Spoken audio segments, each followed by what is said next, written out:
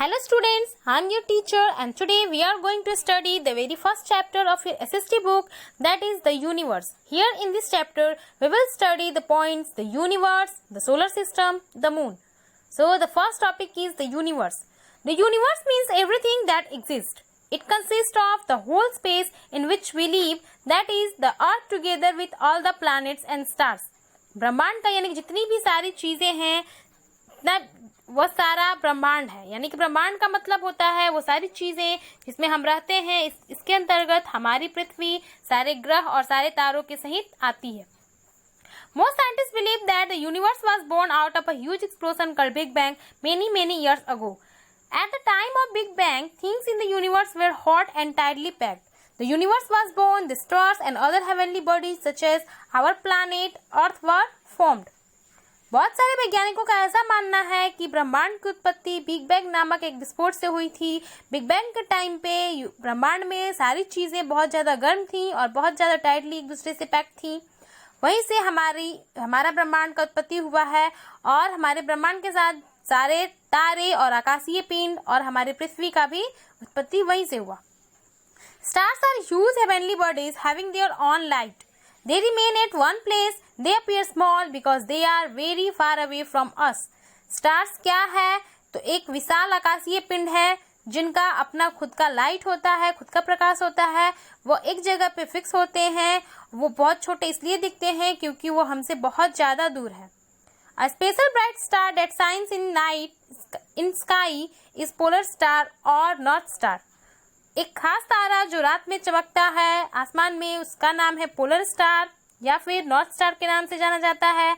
It is a very useful star for travellers as it helps them to find the north direction. यात्रियों के लिए ये बहुत ज्यादा उपयोगी है क्योंकि यह उनको उत्तर दिशा का निरीक्षण करने में सहायता करता है। In the sky stars are grouped in a particular way. The formation star in group is called constellation. आसमान में तारों का एक विशेष समूह होता है और इस समूह को क्या बोला जाता है? तो तारा मंडल। Some constellations are Ursa Major, Great Bear, Scorpion, Orion, that is Hunter, and Leo, Lion. कुछ महत्वपूर्ण तारा मंडल के नाम दिए गए हैं। There are about 88 constellations. यहाँ पूरे लगभग 88 तारा मंडल होते हैं। Second topic is the solar system, यानी कि सौर मंडल। In the space, the sun, the planets, their satellites and asteroids together form solar system.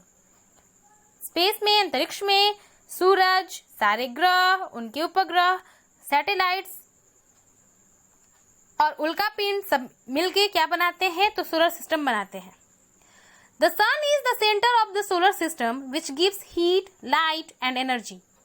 सूर्य जो है ब्रह्मांड का केंद्र होता है, सौरमंडल का केंद्र होता है, जो कि क्या देता है? तो उष्मा देता है, प्रकाश देता है और एनर्जी देता है, यानी कि ऊर्जा देता है। All the planets with their satellites move or revolve around the sun in a fixed orbit or path.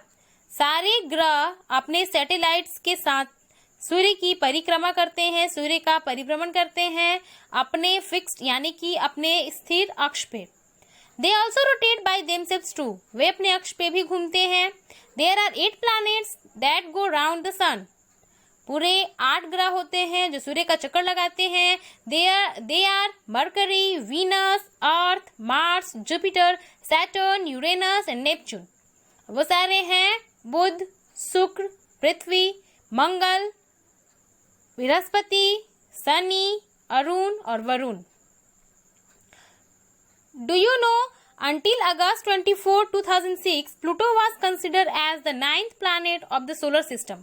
Now, Pluto has been categorized as a dwarf planet. यानी कि 24 अगस्त 2006 से पहले प्लूटो यानी कि यम को भी एक ग्रह के श्रेणी में रखा गया था, लेकिन अभी यह ग्रह नहीं बल्कि एक बौने ग्रह के कैटेगरी में, बौने ग्रह की श्रेणी में आता है। Mercury is the smallest planet of the solar system while Jupiter is the largest. हमारे सौर मंडल का सबसे छोटा ग्रह होता है बुध और सबसे बड़ा ग्रह होता है Brihaspati. In the solar system only the sun has its own light. पूरे सौर मंडल में सिर्फ सूर्य का अपना प्रकाश होता है। It is the main source of heat and energy on earth. पृथ्वी पे ऊर्जा का और उष्मा का मेन स्रोत क्या है? तो सन है, सूरज है। None of the other planets has light of their own. किसी ग्रह के पास उनका अपना खुद का लाइट, उनका खुद का प्रकाश नहीं होता है। All planets reflect the light of sun. वे सारे सूर्य के प्रकाश को परावर्तित करते हैं, रिफ्लेक्ट करते हैं। Do you know the rays of sun take 8 minutes to reach the earth surface? यानी कि सूर्य का प्रकाश पृथ्वी तक आने में कुल 1 मिनट का समय लेता है। The moon, चंद्रमा। A satellite is a small object that revolves around a planet.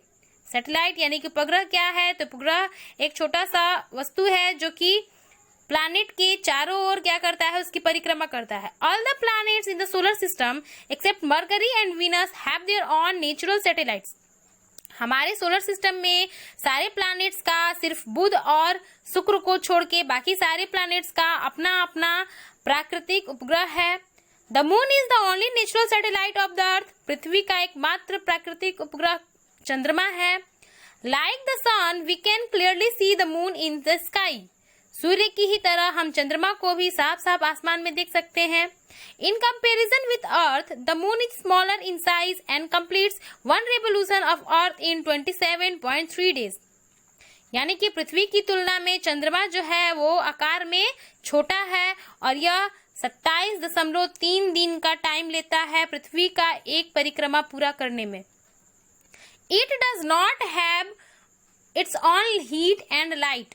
चंद्रमा का अपना खुद का उष्मा और खुद का प्रकाश नहीं होता है। It shines as it reflects the light of sun that falls on it.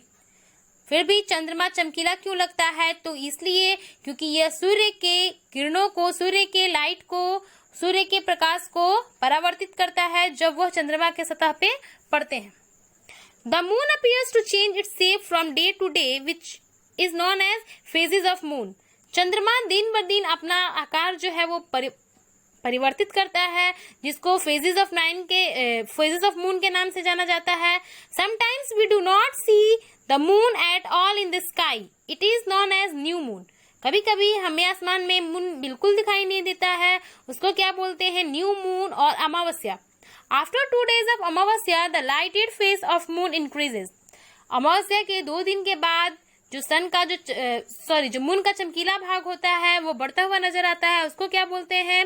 So we get an opportunity to see a beautiful crescent a moon in sky. Within the interval of 15 days, the moon gradually increases its size and we see the complete round bright full moon which is also called पूर्णिमा। और 15 दिनों के अंतराल में चंद्रमा का आकार धीरे धीरे बढ़ता है और वो धीरे धीरे बढ़ते बढ़ते अपने पूरे आकार में आ जाता है और उस पूरे आकार वाले चंद्रमा को क्या बोलते हैं? तो फुल मून या फिर पूर्णिमा। Again the moon decreases its size gradually. और फिर फुल मून के बाद फिर धीरे धीरे चंद्रमा का साइज फिर से कम होने लगता है, यानी कि ये प्रोसेस होते रहता है। Here are some words which are space. Space means continuous unlimited area. Explosion यानी कि विस्फोट, when something bursts suddenly with a loud sound. Opportunity यानी कि अवसर, a good chance. So here ends your chapter and now it's the time for your homework, and your homework is how far away is the